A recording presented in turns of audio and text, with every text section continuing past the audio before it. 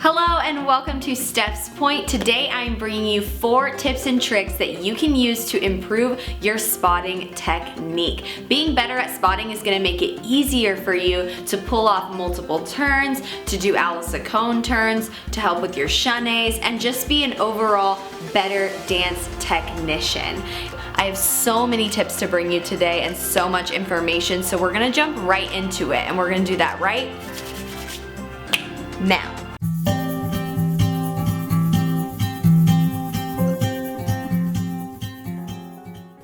Okay, so what exactly is spotting? Spotting is the technique you use to prevent yourself from getting super dizzy and to orient yourself in space and know where you are and what direction you're facing at all times. How you spot is you look at one distinct point in front of you or in the direction that you're going, and you stare at that point by moving your head, and you never take your eyes off of it. That's the basic idea of spotting. Why is spotting important? Well, like I said, it helps you to not get dizzy while you're doing multiple turns and while you're changing directions in the room, and it also helps you to be aware of where you are in space so you don't veer off and have like a collision with another dancer or fall over or run into a wall. I don't know. Multiple things can happen if you don't know where you are in space. So it's super important to spot.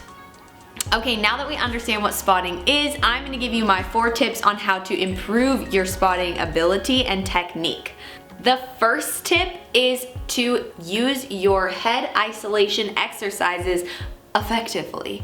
We do head isolations in jazz and in modern and in all kinds of different styles of dance where you move your head side to side, but what I often see is dancers just kind of move their head lazily from side to side and don't really focus on what they're doing. The whole point of doing these head isolations is to increase your ability to spot. So I have 3 things I want to tell you about head isolations. The first one is when you look to the side, you want to actually focus your eyes so that you can see a clear image of what is next to you. Don't just kind of move your head in the direction.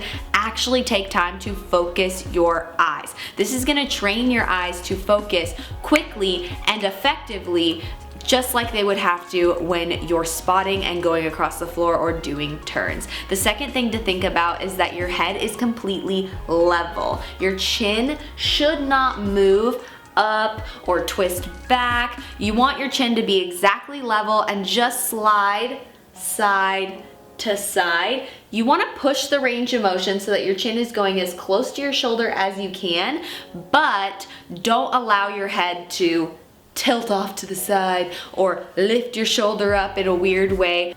That would effectively cause you to spot with bad technique and bad form and cause you to get dizzy.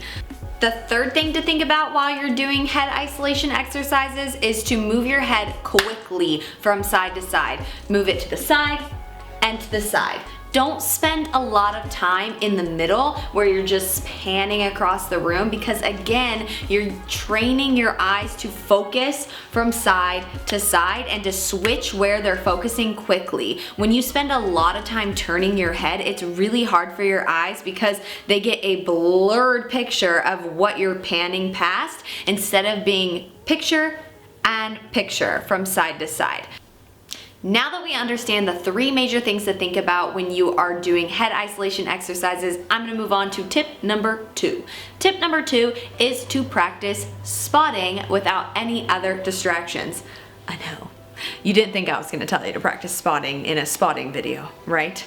But it is super important, no matter how long you've been dancing, that you go back to the basics from time to time to make sure that the muscle memory that you have is actually correct. I can't tell you how many times I've had advanced dancers come to me and be like, Miss Stephanie, I keep falling out of my triple and I don't know why. Why can't I get past 3 turns? Well, when we break it down and when we go back and look at their technique and the groundwork that they're working from, we see small little errors in what they're doing, whether it's from their spot or from their ankles or any combination of things, but a lot of times it has a lot to do with their spot. They are slightly turning their head, or they're slightly putting their chin down, or maybe they're not spotting hard enough. And just making the change of going back and having them do the simplest spotting exercises and then trying their turns again makes a huge difference. And I've seen dancers go from being stuck at 3 pirouettes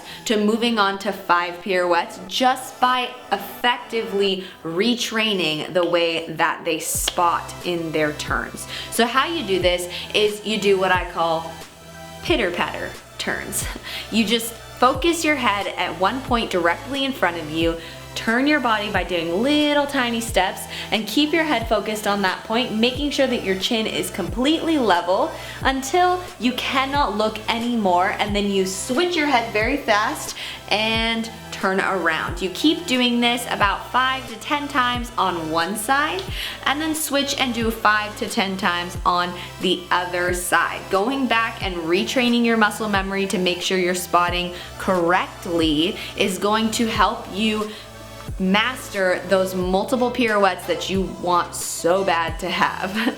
The third tip that I have for you to help with your spotting is to practice changing your spot. This is kind of an advanced tip. If you feel like you're really good at spotting and you are up for a bit of a challenge, I highly recommend you practice exercises that allow you to change your spot. Some of my favorite exercises are doing chaînés or piqués in a box. It goes kind of like this. You do one chaîné to one wall, and then you change your spot to another wall, chaîné towards it, change your spot to another wall, chaîné towards it, change your spot to another wall, chaîné towards it, and you're going around in a box pattern. You can do these with chaînés or with piqués. I find that chaînés are a little more difficult, so I like them better.